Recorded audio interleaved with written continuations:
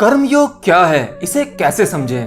क्या गृहस्थ जीवन छोड़े बिना सन्यासी हुआ जा सकता है? देखिए, मेरे इस अकेले वीडियो में आपको सभी सवालों के जवाब मिल जाएंगे। लेकिन कर्मयोग समझने से पहले आपको समझना होगा जो भगवान श्री कृष्ण ने अर्जुन को 3 योग के बारे में बताया था। कर्मयोग, ज्ञान योग, भक्ति योग।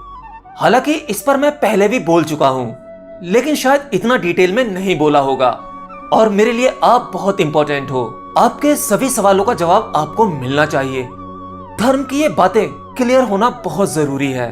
तो एनीवे, शुरू करते हैं। भगवत गीता एक संपूर्ण ग्रंथ है। मनुष्य में जितने भी स्वभाव होते हैं, हर एक स्वभाव के लिए इस गीता में ज्ञान उपलब्ध है। भगवत गीता किसी व्यक्ति विशेष के लिए नहीं है। यह वह विज्ञान है जो संपूर्ण मानव जाति के कल्याण के लिए है। भगवत गीता की जितनी व्याख्याएं हुई, जितनी भी टीकाएं लिखी गईं, लोगों ने अपने अपने अनुभव से इसका वर्णन किया, तो उनका वर्णन उनके हिसाब से बिल्कुल सही है।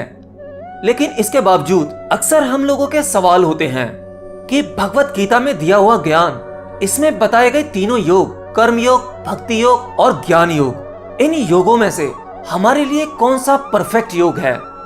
यानी मेरे लिए कौन सा मार्ग हो सकता है जिससे मैं ज्ञान को उपलब्ध हो पाऊं? देखिए, हम साधारण से इंसान जब भी किसी गुरु के प्रवचनों को सुनते हैं या कोई ग्रंथ पढ़ते हैं, तो गुरु द्वारा दिया गया वो ज्ञान और ग्रंथों में पढ़ा हुआ वो ज्ञान हमें सही लगता है, उचित लगता है, और हम यह समझ लेते हैं कि ये मार्ग बिल्कुल सही है। इस मार्ग से मुझे सत्य की प्राप्ति हो सकती है, मैं ज्ञान को उपलब्ध हो सकता हूँ, क्योंकि ये आपको सही लगा, वो तर्क आपको उचित लगे। लेकिन अक्सर ऐसे में गलतियां हो जाती हैं, हम अपने रास्ते से भटक जाते हैं। असल में हमारे लिए जो उचित मार्ग है, हम वहां से भी भटक सकते हैं। या तो आप अपना मार्ग जान ही नहीं पाते और फिर पूछते फिरते हो कि मोक्ष के लिए, ज्ञान के लिए हमारे लिए उचित मार्ग कौन सा है। देखिए, आप केवल इतना समझ लीजिए, अगर आपके पास में कोई जीवित गुरु उपलब्ध है और वह आपका समय समय पर मार्गदर्शन करता है, तो आपको कहीं बाहर मार्ग ढूंढने की जरूरत नहीं है। आपके लिए उचित मार्ग आपका गुरु ही है। और अगर ऐसा नहीं है, तो आपके लिए आपका उचित मार्ग आपके भीतर ही है। बस अब जरूरत है आपको उसे तलाशने की, आपको जागने की।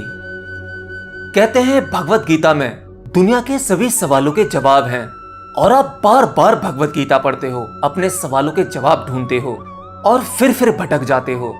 असल में भगवत गीता पढ़ने के बाद उसमें लिखे हुए रहस्य वो हमारी समझ में आते ही नहीं हैं, और शायद इसीलिए हमें उसे बार बार पढ़ने की जरूरत पड़ती है। हाँ, जो चीज आपको एक बार पढ़ने में समझ में आ जाए, तो उसे दोबारा पढ़ने की क्या जरूरत है? क्यों? हाँ, आप भगवत गीता को ही अपना गुरु बना सकते हो। वही एक किताब आपका सही मार्गदर्शन करेगी। लेकिन उस किताब को पढ़ने के लिए आपको समर्पण, तर्क वितर्क से दूर उसे समझने की शक्ति होनी चाहिए। श्रीमद् भगवत गीता को अगर 10 लोग पढ़ते हैं, तो 10 के 10 लोग एक ही अर्थ नहीं निकाल पाएंगे। उनके 10 अर्थ हो सकते हैं, क्योंकि उन सभी 10 लोगों का अलग अलग स्वभाव, अलग अलग बुद्धिमत्ता, अलग अलग सोच है। तो जवाब एक जैसे कैसे हो सकते हैं? 10 लोगों के निष्कर्ष एक दूसरे से मैच नहीं होंगे। और यही सुंदरता है भगवत गीता की, जिसमें सबके लिए कुछ ना कुछ निकल ही जाता है। श्रीमद् भगवत गीता में बताए गए 3 मार्ग, ज्ञान योग, कर्म योग, भक्ति योग। अगर आप इन तीनों मार्गों को समझ गए, इन तीनों योग को समझ गए, तो समझो आपने संपूर्ण भगवत गीता का निचोड़ पा लिया। आप पूरी भगवत गीता समझ जाओगे। सबसे पहले बात करते हैं ज्ञान योग की। ज्ञान योग क्या है? भगवान कृष्ण ने अर्जुन को सबसे पहले ज्ञान योग के बारे में ही बताया था, और इस ज्ञान योग का सीधे शब्दों में अर्थ होता है अपने आप को अपने भीतर ही, स्वयं को आत्म तत्व में जान लेना। मतलब ऐसे जैसे कि ये जो शरीर है, ये मैं नहीं हूं। मुझ में जो बोल रहा है, मैं ये भी नहीं हूं। मैं मन भी नहीं हूं। जो भी कुछ बाहरी रूप से देखा, समझा या बोला जा सकता है, वह केवल इस शरीर की प्रवृत्ति है। लेकिन इसके भीतर एक आत्म तत्व है जो इससे परे है। और जो व्यक्ति इस आत्म तत्व के ज्ञान को पा लेता है, वह ज्ञान योगी है। और भगवान श्री कृष्ण अर्जुन को समझाते हुए कहते हैं, नैनम छिद्दन्ति शस्त्राणि नैनम दहति पावकः न चैनम क्लेन्द्यन्त्यापो न शोषति मारुतः। अर्थात ये जो आत्मा है ना तो इसे शस्त्रों से काटा जा सकता है, ना आग इसे जला सकती है और ना पानी इसे भिगो सकता है। ये बस है, आत्मा ना तो मरती है ना जन्मती है। ये आत्मा बिल्कुल वैसे ही है जैसे तुम अपने पुराने वस्त्रों को त्याग करके नए वस्त्र धारण करते हो। आत्मा भी ऐसे ही पुराने शरीर को त्याग करके नया शरीर धारण करती है। यह सदा से है। देखिए, अब यहां तक तो आप समझ गए होंगे ज्ञान योग के बारे में, लेकिन वैसे ही समझे होंगे जैसे अर्जुन समझा था। हाँ, मतलब अर्जुन इसे एक बार में समझ ही नहीं पाया था और श्री कृष्ण के सामने एक बड़ी दुविधा में पड़ गया और कृष्ण से बोला, हे माधव, एक तरफ तो आप कह रहे हैं कि ये आत्मा अमर है, ये कभी नहीं मरता, शरीर बदलते हैं, आत्मा अकर्मण्य है, और दूसरी तरफ मुझे कह रहे हैं कि उठा शस्त्र और काट डाल सबको। मैं कुछ समझा नहीं। असल में अर्जुन इसे अभी इसलिए नहीं समझ पाया क्योंकि अर्जुन ज्ञान योग को नहीं समझ सका। उस आत्म तत्व को उसने अभी केवल शब्दों में सुना, उसका अनुभव नहीं किया जैसे हम समझ पाते हैं। हम सब भी तो यही बातें करते हैं कि आत्मा अमर है, लेकिन क्या आप भीतर से जानते हो कि आत्मा आखिर है क्या, वो कैसी है? राजा जनक ने इसे एक बार में ही समझ लिया था जब अष्टावक्र ने राजा जनक को आत्म तत्व का ज्ञान दिया। हे राजन, तू अपने आप को आत्म तत्व के रूप में जान और अभी से सुखी हो जा। तू सदा से मुक्त था, मुक्त है और मुक्त रहेगा। लेकिन जब अर्जुन इस बात को नहीं समझा तो कृष्ण भगवान कर्म योग को जोड़ते हैं और अर्जुन को कर्म योग के बारे में संक्षेप में बताते हैं कि कर्म योग क्या है, क्योंकि अर्जुन से एक बहुत बड़ा काम करवाना था। और हाँ, मैं आपको बता दूं, अगर आप आत्म तत्व को नहीं जान पाओगे तब तक आप कर्म योग में नहीं उतर पाओगे, आप कर्म योग नहीं समझ पाओगे। साक्षी होकर कर्म करना, यही कर्म योग है। साक्षी योग का मतलब आप आत्मस्मरण करके कोई भी कर्म करते हैं तो वह कर्म योग हो जाता है। आपको अपनी आत्मा का स्मरण होना बहुत जरूरी है। कर्म योग का अर्थ तथाकथित हम जो जानते हैं वो नहीं है, हम उसे वैसा ही समझते रहेंगे। और वैसे भी हम लोग अपने मतलब की चीजें कहीं से भी निकाल लेते हैं। ये इंसानी बुद्धि बहुत ही चालाक है। हम भोग विलास की वस्तु में उलझे रहते हैं, मोह माया संभोग इनसे मुक्त नहीं हो पाते, और दूसरी तरफ ज्ञान की कश्ती में भी पैर रख लेते हैं और कर्मयोग का झंडा उठाकर कहते हैं कि हम कर्मयोगी हैं। हम समाज में रहकर कर्म करते हैं, कर्म से मुंह नहीं मोड़ते। असल में ऐसे लोग कर्मों से बंधे हुए होते हैं, कर्म मुक्त नहीं होते। और अगर आप अपने आप को आत्म रूप में जानकर साक्षी भाव में होकर कर्म करते हो तो यह कर्म योग होता है।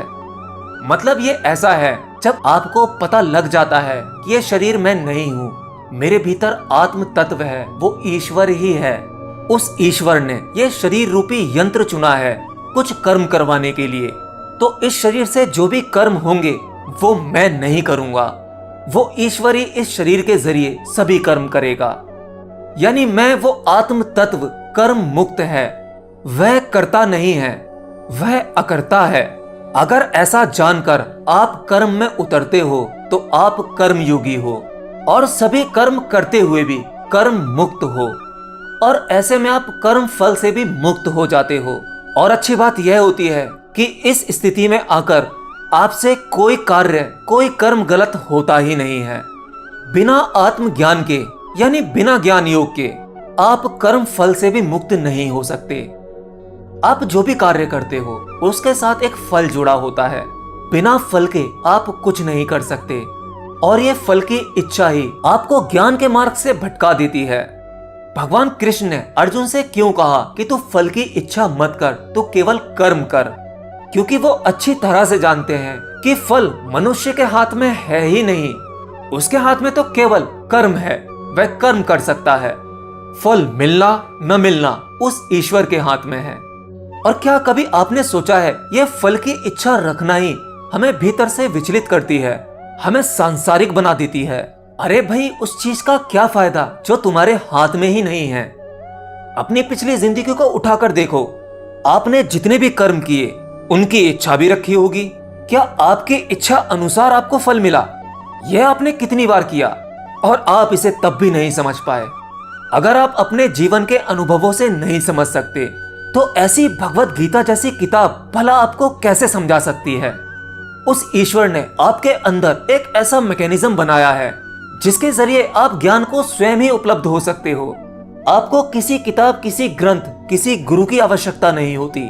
ये सब कुछ आपके भीतर से ही जन्म लेता है। आप ही सर्वे सर्वा हो। आपके भीतर वो आत्म तत्व ही सब कुछ है। तो कर्मयोग का अर्थ है स्वयं को आत्मा रूप में जानकर निष्काम कर्म करना। निष्काम मतलब फल की कोई इच्छा ना होना। यह कर्मयोग है। जैसे आप कोई भी खेल देखते हो, क्रिकेट का एग्जाम्पल ले सकते हो। उसमें 11 खिलाड़ी एक टीम में होते हैं और 11 दूसरी टीम में। और जब आप उन्हें खेलते हुए देखते हो तो केवल उस खेल का आनंद लेते हो। आपके सामने कर्म हो रहा है, कोई क्रिया हो रही है और आप उस कर्म, उस क्रिया का मजा ले रहे हैं। अगर आप अपने भीतर ही ऐसा भाव रख पाए, ऐसा जान पाए, जैसे आपसे कोई भी कार्य हो, आप कुछ भी करें, सामाजिक कार्य हो, अपने ऑफिस, दफ्तर, घर, परिवार, कहीं पर भी आप कुछ भी करें, तो केवल अपने आप को दूर खड़ा खिलाड़ी की तरह देखें।